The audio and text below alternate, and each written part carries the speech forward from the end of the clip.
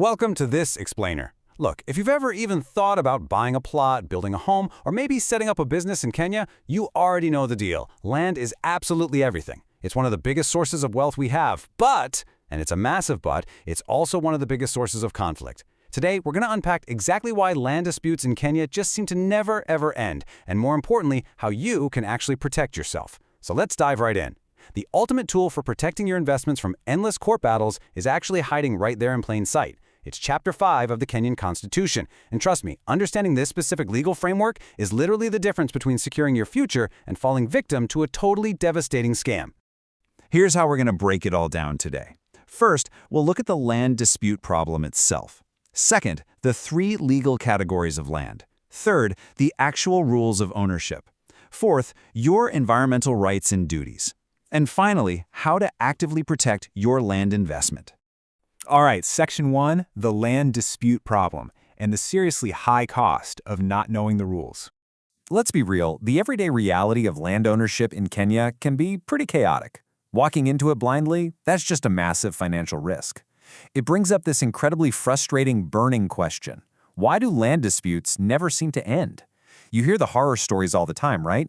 People losing their land even when they hold what they genuinely believe to be a rock-solid title deed.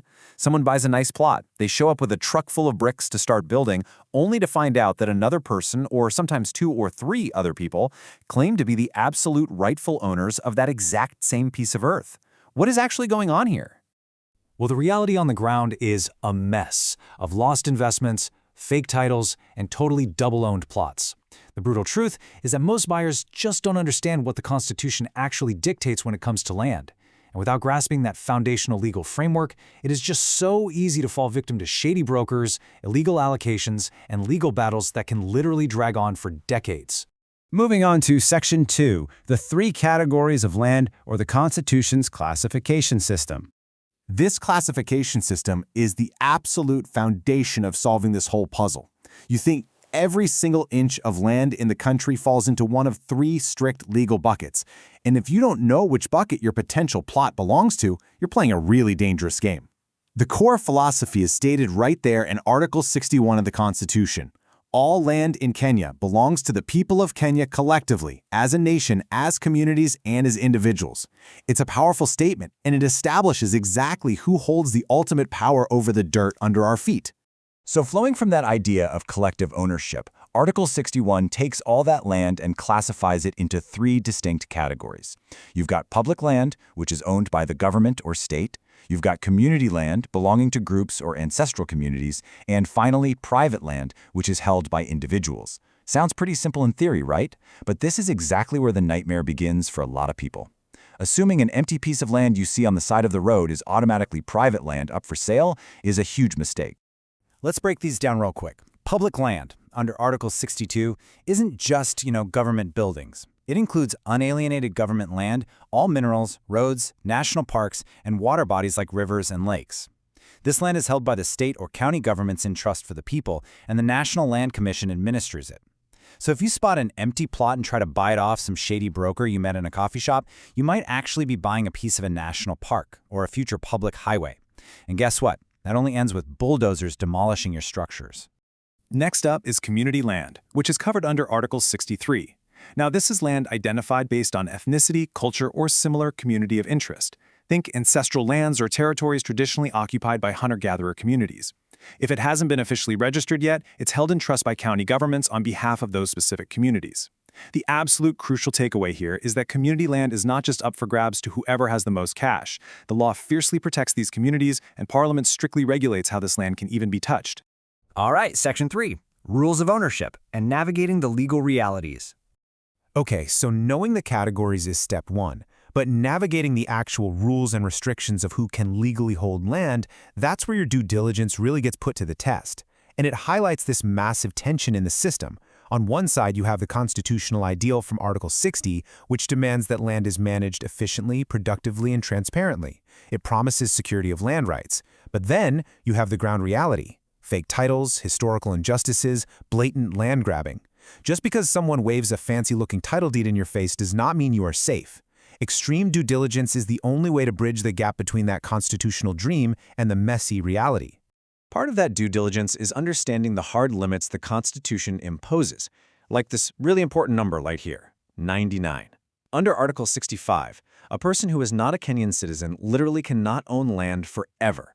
A non-citizen can only hold land on a leasehold basis, and that lease is strictly capped at a maximum of 99 years. Even if a broker tries to draw up a magical legal document granting a non-citizen a 999-year lease, the Constitution automatically swoops in and invalidates it, shrinking it right back down to 99 years. No exceptions. Moving to Section 4, Environmental Rights and Duties. Because trust me, it is about way more than just dirt. Owning land in Kenya actually comes with some pretty heavy constitutional obligations. Part 2 of Chapter 5 makes it incredibly clear that land ownership is tied to the environment. Take a look at this number, 10%. This is such a fascinating, specific mandate. Article 69 explicitly requires the state to work towards achieving and maintaining a tree cover of at least 10% of the entire land area of Kenya. They literally wrote environmental conservation directly into the supreme law of the land. How cool is that?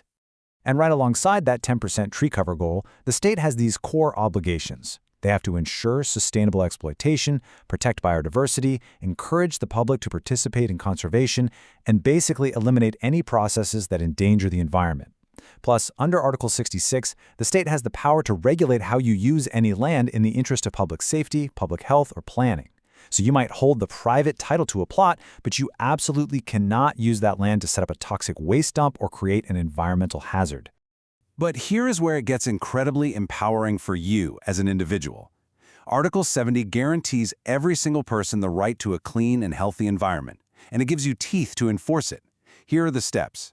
Say you identify an environmental violation. Maybe a factory is illegally dumping waste into a river near your plot. You can apply directly to a court for redress.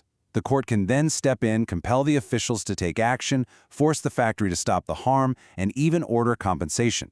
But actually, the most amazing part of Article 70, you don't even have to prove that you personally lost money or got sick. You can sue to protect the environment simply because the Constitution says it must be protected. That's a huge deal.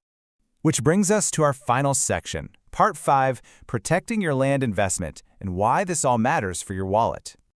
Let's bring all this high-level legal theory back down to practical, everyday application. If you want to shield your investment, here are your core takeaways from this explainer. Number 1, always verify the land classification. Never just assume a plot is private, make 100% sure it isn't public or community land. Number 2, understand citizenship limits. If you or your business partners aren't citizens, you're locked into that 99-year leasehold limit. Number 3, do extreme due diligence on titles. Because double allocations are a real thing, a quick glance at a piece of paper isn't going to cut it. You have to dig into its history. And number 4, know your environmental rights. Your land use is regulated, but you also have the constitutional power to stop others from trashing your shared environment. Knowing these rules isn't just some academic exercise, it's literally your best defense. So as we wrap up this explainer, I want to leave you with a thought. When you look at the massive gap between those beautiful, equitable constitutional ideals of Chapter 5 and the really difficult, often scam-filled realities on the ground, do you trust the land ownership system in Kenya right now? Or does it need some serious fixing? Have you or maybe someone you know ever been caught up in a confusing land dispute? Take these rules we unpacked today, use them to empower your decisions, and drop your thoughts and experiences in the comments. Keep learning, keep verifying, and protect those investments.